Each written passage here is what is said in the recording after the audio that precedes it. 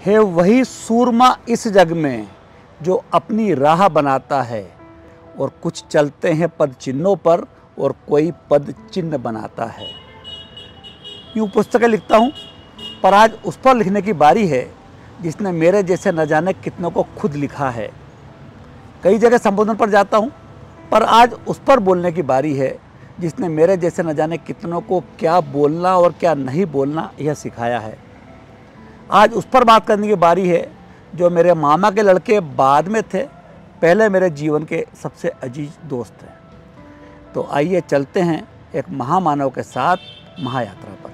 19 जून 1964 को वाशिम की सरजमी पर एक बालक जन्म लेता है। नामकरण होता है राजेंद्र। प्यार से घर वाले और फिर पूरा शहर पुकारता है राजू। उनकी दादी और मेरी नानी सुशीला देवी जी एक स्थित प्रज्ञ महिला थी। मेरी भावना की इस पंक्ति को पूरी तरह जीने वाली। सुख में होकर मगन न फूलें, दुख में कभी न घबरावें। बालक राजू ने उनसे यह गुण जन्म घुट्टी में ही पी लिया। दादा श्री पन्नालाल जी पाटनी से पढ़ने और गुनने का गुण, माँ श्रीमती कनक पाटनी से त्याग और समर्पण, तो पिता सुखानंद जी पाटनी से दया और व्यवहार का गुण। बालक राजू बचपन से ही एक अलग किरदार के रूप में गढ़ गया। व्यापार और व्यवहार में पूरे क्षेत्र में पाटनी परिवार की इतनी प्रतिष्ठा कि जिस चौक पर दुकान उसका नाम ही पाटनी चौक। कॉलेज की शिक्षा प्राप्त कर भाई राजू ने कम उम्र में ही मजबूती से व्यापार की बागडोर संभाल ली। अकोला के प्रतिष्ठित बिलाला परिवार से जीवन संगिनी के रूप में हमारी प्रिय बबीता भाभी को पाया। बाद में बिटिया गरिमा और बेटा ज्ञायक।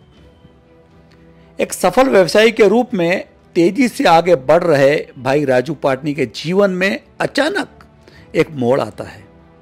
चुनावी दौरे पर वाशिम आए श्री बाल ठाकरे जी और श्री मनोहर जोशी जी को आचार संहिता के कारण सर्किट हाउस में रुकने की अनुमति नहीं थी। वाशिम के लोगों ने उन्हें गांव के प्रतिष्ठित पाटनी परिवार का नाम सुझाया। दोनों नेता पाटनी परिवार के मेहमान हो गए, पर साथ ही आचार विचार और संस्कार में इस परिवार से बेहद प्रभावित। अच्छी सीरत और अच्छी सूरत के धनी राजेंद्र पाटनी में उन्हें एक चमचमाता हीरा नजर आया। फिर देर किस बात की थी, मौका लगते ही इन जोहरियों ने एक दिन बुला लिया इस हीरे को मुंबई। कहा, एक बेहद कठिन टास्क है। कांग्रेस के बेहद मजबूत और स्थापित अजय नाम के सामने आपको एमएलसी का चुनाव लड़ना है। अरे, इससे पहले परिवार को राजनीति की एबीसीडी भी नहीं मालूम थी, पर राजू पाटनी ने अपनी डिक्शनरी से इम्पॉसिबल शब्द वाला पन्ना तो अपने पैदा होते ही फाड़ दिया था। एक बेहद दुर्गम चुनाव को अपनी साफ सुथरी छवि और चाहने वालों के कुशल प्रबंधन के बल पर जीता और 1997 में पहली बार आमदार के रूप में विधान परिषद में अपना कदम रख दिया। पार्टी विपक्ष में थी। पूरे अध्ययन के साथ लगातार मुद्दे उठाए और राजेंद्र पाटनी का नाम सबसे मुखर और प्रखर आमदारों की सूची में शामिल हो गया। एक शेर होता है, सफर में मुश्किलें आए तो हिम्मत और बढ़ती है, कोई जब रास्ता रोके तो जुर्रत और बढ़ती है, अगर बिकने पर आ जाओ तो घट जाते हैं दाम अक्सर, और ना बिकने का इरादा हो तो कीमत और बढ़ती है। एमएलसी राजेंद्र पाटनी के अद्वितीय कार्यकुशलता को पहचान पार्टी ने 2004 में उन्हें कारंजा मानोरा विधानसभा से एमएलए का टिकट दे दिया। क्षेत्र नया और सामने बेहद मजबूत पुराने विधायक और तत्कालीन मंत्री, पर सद्गुणों की खुशबू फैलने में समय कहां लगता है। खाएंगे चटनी लाएंगे पटनी के नारे के साथ जनता ने इस तुरहू सीट से राजेंद्र पाटनी को जिता दिया। कारंजा के साथ ही सारे वाशिम जिले में विकास की गंगा बहने लगी।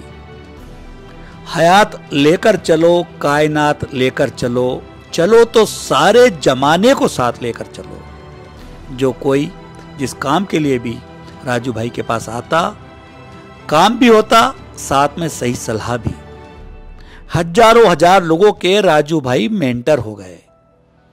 2009 में अगला चुनाव फिर सामने आ गया, पर राजनीति और गुटबाजी का चोली दामन का साथ है, और क्रिकेट और चुनाव का कोई भरोसा नहीं। परिस्थितियां कुछ विकट हुई, जीत हाथ से फिसल गई।